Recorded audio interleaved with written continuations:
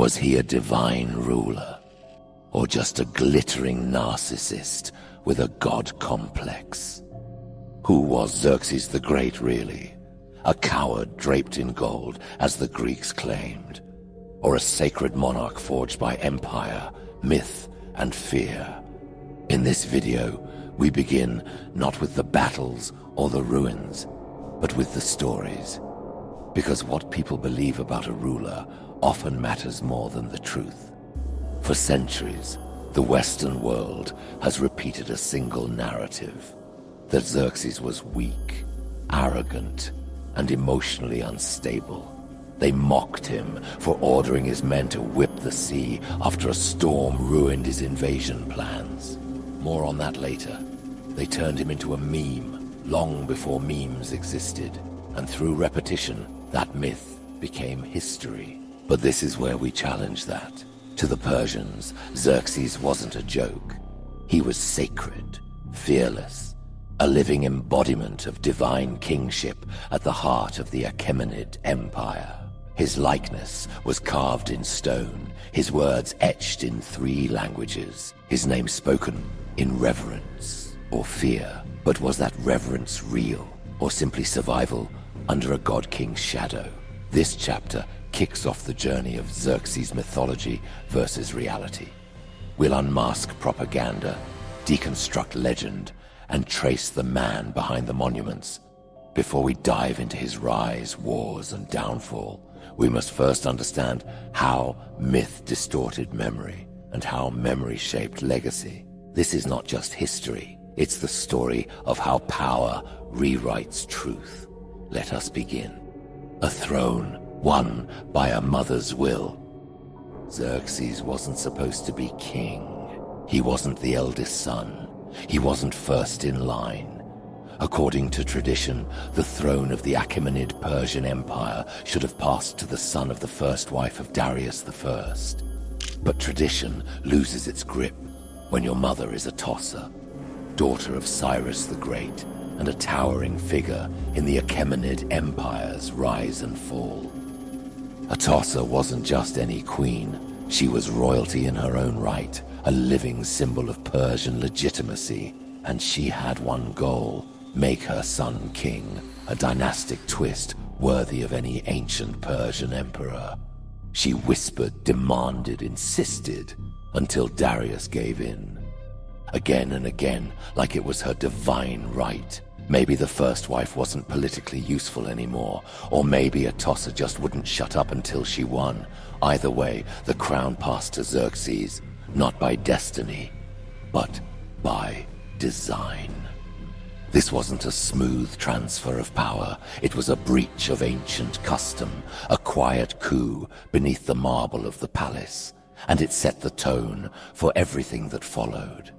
From the very beginning, Xerxes ruled with a kind of borrowed power, his legitimacy fragile, his authority built not on tradition, but on influence, ambition, and royal pressure.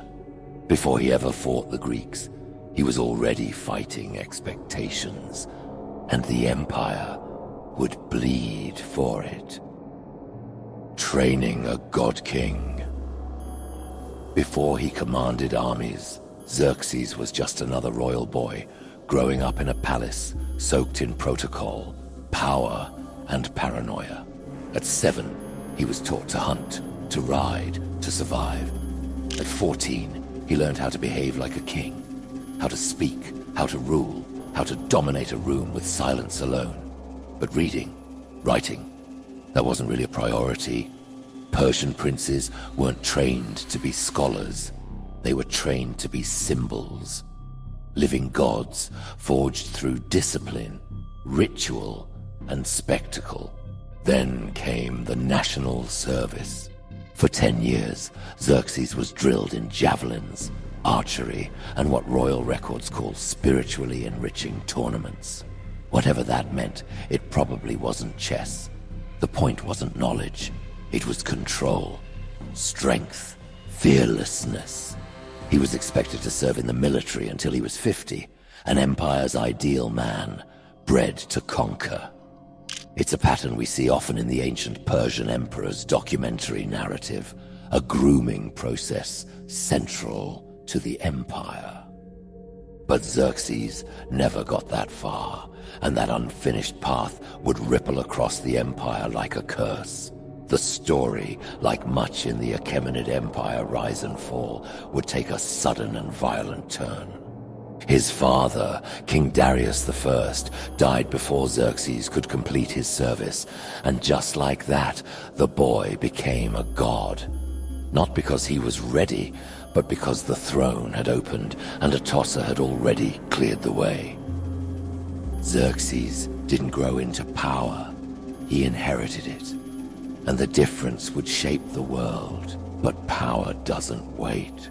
Before Xerxes could look west to Greece, rebellion ignited at home. Egypt rose, Babylon defied him. What came next wasn't strategy, it was blood. To understand the man behind the myth, we must first watch him crush his own empire. If this journey through power, myth, and legacy speaks to you, if you feel the weight of history echoing through these ancient walls, then stay with us. Like the video, subscribe, and help us keep digging deeper into the forgotten corners of the past. Now let's continue. The First Blood, Fall of Egypt and Babylon. Before Xerxes ever saw a Greek hoplite, he had blood on his hands. The empire his father left him was vast, but far from calm. Egypt had risen in rebellion. Babylon was spiraling out of control. So, before launching his grand campaign west, Xerxes turned inward and crushed everything that dared to resist him. Egypt came first. What began as unrest ended in a royal crackdown. Temples burned, leaders were executed, and Persian rule was reimposed with a brutal finality. There were no speeches, no reforms, just blood, silence, and a warning to the rest of the empire, obedience or obliteration. Then came Babylon, the city that once ruled the known world, home of kings, temples, and prophecy, was stripped of its crown. Xerxes destroyed sacred shrines, killed priests, and did something no Persian king had dared before. He abolished the kingdom entirely. Babylon was demoted, humiliated, erased. A satrapy now, just another province in the empire of a man who believed he was divine. This wasn't strategy. This was theater. Fear was the language.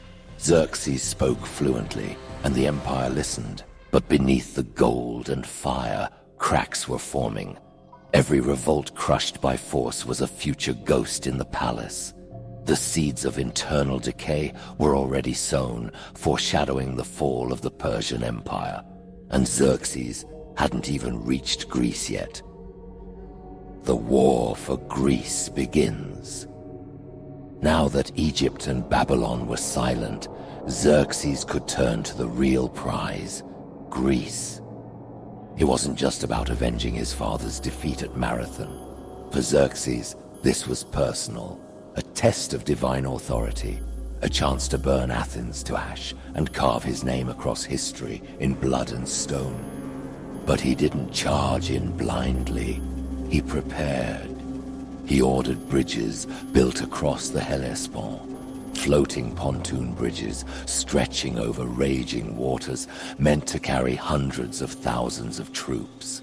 He stockpiled supplies, mapped routes, and sent agents into Greek cities, not with swords, but with silver, bribes, threats, promises, divide and conquer. And it worked. Many city-states bent the knee without a fight. Fear did its job. The invasion of Greece versus Persia was unfolding with terrifying precision, a campaign that would define the clash between ancient Greece versus Persian Empire and inspire legends told for millennia. But then, nature refused to obey. A freak storm shattered the bridges, soldiers drowned, supplies vanished into the sea. Xerxes, furious, did what no ruler had done before. He punished the ocean. He had the water whipped, literally flogged, and the engineers who built the bridges executed. Was it madness? Or was it a performance? An emperor showing the world that even the elements would kneel. Either way, the invasion was back on, and Greece was waiting, but not all of it would bow. What followed would inspire tales like the 300 movie, distort the truth of battles such as the Battle of Plataea, and leave behind more myth than memory. But to understand the truth behind 300 movie legend, we must follow Xerxes into the heart of resistance. Thermopylae, the myth and the math.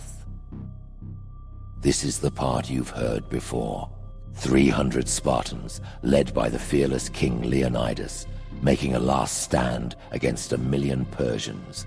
Spears against arrows, muscle against tyranny. A suicide mission turned legend.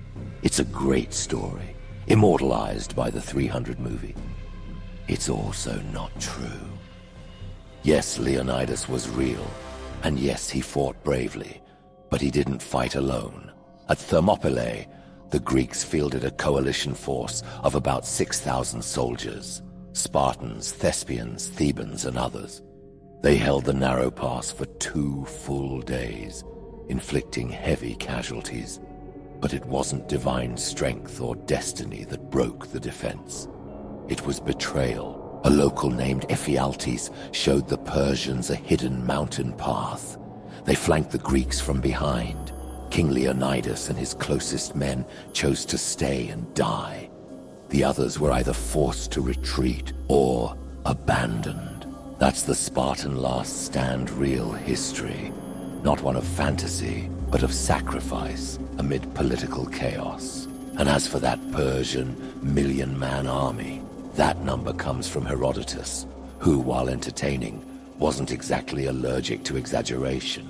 Modern estimates place Xerxes' force at closer to 200,000. Still massive, still terrifying, but not supernatural. Greece versus Persian Empire wasn't just about numbers. It was about narrative. Thermopylae wasn't a final stand. It was an opening act. But in the end, the Spartans didn't need to win the battle. They just needed to win the story. And they did, for 2,000 years, and counting. And if you've ever wondered what happened after the Battle of Thermopylae, the real consequences were only just beginning. To find the truth behind 300 movie mythology, you have to look past the glory and straight into the politics, fear, and betrayal beneath. From war to lust, the empire unravels. Xerxes made it to Athens. He burned temples, hauled off statues, and left the city smoldering. But the war didn't end there. It turned at Salamis, then Plataea. 2 humiliating defeats. The dream of crushing Greece was over, so Xerxes went home. But something had shifted. The king who once commanded armies across continents, now fixated on obsession, scandal, and desire. He became less of a god and more of a cautionary tale. The fate of Xerxes began to unfold, not on the battlefield, but behind the palace walls. First, he lusted after his brother's wife. When that became complicated, he arranged for his son to marry her daughter, just to get closer. But when Xerxes laid eyes on the girl, he abandoned all pretense. He wanted her, and she couldn't exactly say no, not to a living god. When Xerxes' actual wife found out, she didn't blame her husband. She blamed the woman, and in the twisted tradition of royal birthdays, where the king must grant any request, she asked for the girl's mother as a gift. What followed was mutilation, a grotesque ritual of revenge. The woman was disfigured beyond recognition. Ears, nose, tongue, breasts, all cut away. She had committed no crime. Her only sin was being too close to the king. And with that, The empire that once shook the world began to rot from the inside. The fall of the Persian Empire wouldn't come with an explosion, but with a slow internal decay, seeded by power unbound and morality abandoned. Murder, ruin, and the end of a god. By now, the empire was crumbling. Xerxes, once the most powerful man on earth, had traded conquest for cruelty. He raised taxes, hoarded grain, and watched half the empire starve while palace feuds festered. Riots burned in the background. Satraps grumbled. The divine image he worked so hard to maintain was starting to crack. But the final blow didn't come from the Greeks. It came from inside his own bloodline. His younger son, overlooked, resentful, ambitious, saw what Xerxes had once seen in his own rise. An opportunity. The heir was weak. The king was hated. So one night, behind the walls of his opulent palace, Xerxes was stabbed to death in his own bed.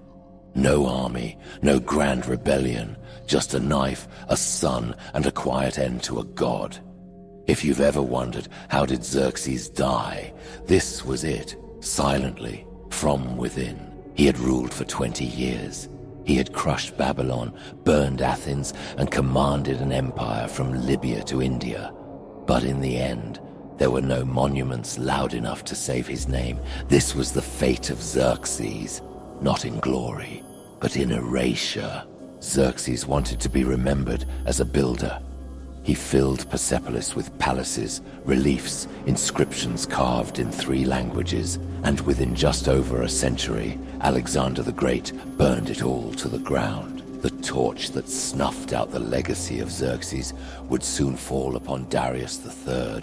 In the final chapter of the fall of the Persian Empire, the Achaemenid line was ended by Macedonian fire, a tale of ambition, conquest, and collapse. Darius III versus Alexander was the empire's last breath. The god became ash. The empire became memory, its last whisper carried not by wind, but by fire. What legacy remains is only what others chose to remember or distort.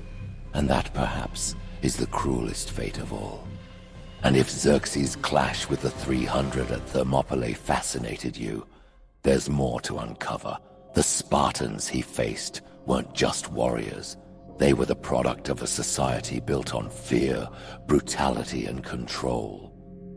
In our deep dive on Sparta, we expose the dark truth behind the myth. How their so-called discipline masked systemic cruelty, and how their legend, like Xerxes' infamy, was shaped more by propaganda than fact. If you want to understand Xerxes' enemies, watch the video now shown on screen. It reveals what Sparta really was behind the legend. Remember to like this video and subscribe to our channel. Good night.